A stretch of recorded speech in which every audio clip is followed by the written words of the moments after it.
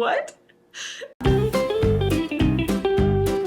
Hi, I hope you are having a wonderful day. Today we are going to be looking at more one-star national park reviews, and I thought I'd do things a little bit differently this time. So if you watched my last video on this, I actually did all the research ahead of time, picked out the reviews that I wanted to share, and then shared it with you on camera. But this time I thought it would be fun to discover the reviews together. So I'll be going through all the websites, reading all the Google reviews, and then through the magic of editing on YouTube, you get to see just the highlights of it. So at Craters of the Moon, Bill says, "The woman at the entrance gate refused to take cash, so we left. There were 6 in our group, 4 motorcycles." So my question is why we had to specify that there were 4 motorcycles, because if the issue was about parking or the park was at capacity, I could kind of understand that because motorcycles are smaller and they take up less space to park. But if the issue is about not taking cash, then why do the motorcycles matter in this situation?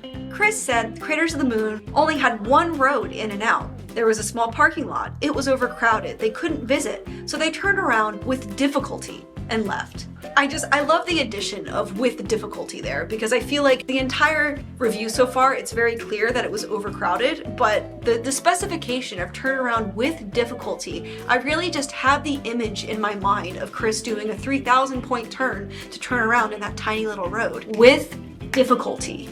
Mike also didn't have a good experience there, saying it was a super ripoff to get in. We ended up turning around and wouldn't bother supporting it. But my question for you, Mike, is did you turn around easily or did you turn around with difficulty? Caden says, "It's not really what I thought it was. So, ... What did you think it was gonna be? I really want to know now. You're leaving us hanging, Caden."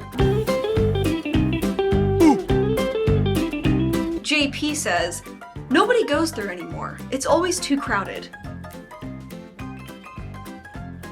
Those two things that doesn't work. If nobody goes there, how can it always be too crowded? Isn't the definition of crowded that everybody's going there? Josh says, "It's not even sand. I want to know what he thinks sand is." Damien says, "The sand is kind of beige." Okay, I can kind of get on board with that one. I mean, if you're going and expecting white sand and it's beige, like, I get it. But actually, fun fact, one of my absolute favorite things about white sands is that the sand actually looks like it changes color, and it doesn't actually, but because it's white, it reflects whatever color the sky has. So when the sunset is super pink or super golden, then the whole ground looks pink and golden, which is pretty darn awesome. But unfortunately for Damien, he must have gone on a day where, I don't know, maybe the sky was beige? Does the sky turn beige? No. Damien, I don't know what happened. I'm sorry, dude. Gabriel says, "Very disappointed. I saw this really cool 3-part documentary in the theaters about these apes that lived in the Redwood Forest. So as you can imagine, I was really excited to see a talking chimp, but was severely let down." Love that. Jamel says, I think that's how you say that. It says his name is French, so I apologize if I'm mispronouncing that like crazy. But Jamel says, "I don't like nature." What? Luke says, "I haven't been there yet in my life as an 11-year-old. Now, this review was left 4 years ago, so has Luke been there yet in his life as a 15-year-old? Luke, if your 15-year-old self is watching this, buddy, and I can almost guarantee that it's not, I hope you got to Hawai'i Volcanoes one day." Marissa says, "The chipmunks could run the park better than how it's run now." Frank is disappointed because there was a significant lack of dinosaurs. 0. He couldn't even find 1. But don't worry, because he will return his 5-star status once he sees an improvement in the amount of dinosaurs. I understand that. I love dinosaurs, and even though Rocky Mountain is obviously not the place to go to find dinosaurs, like,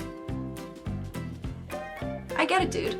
Susan says, she didn't enjoy the cliff-hanging drive over the mountain. Oh no. I'm picturing this woman sitting in her car, like, white-knuckling all the way. Poor Susan. I hope she got through her day okay.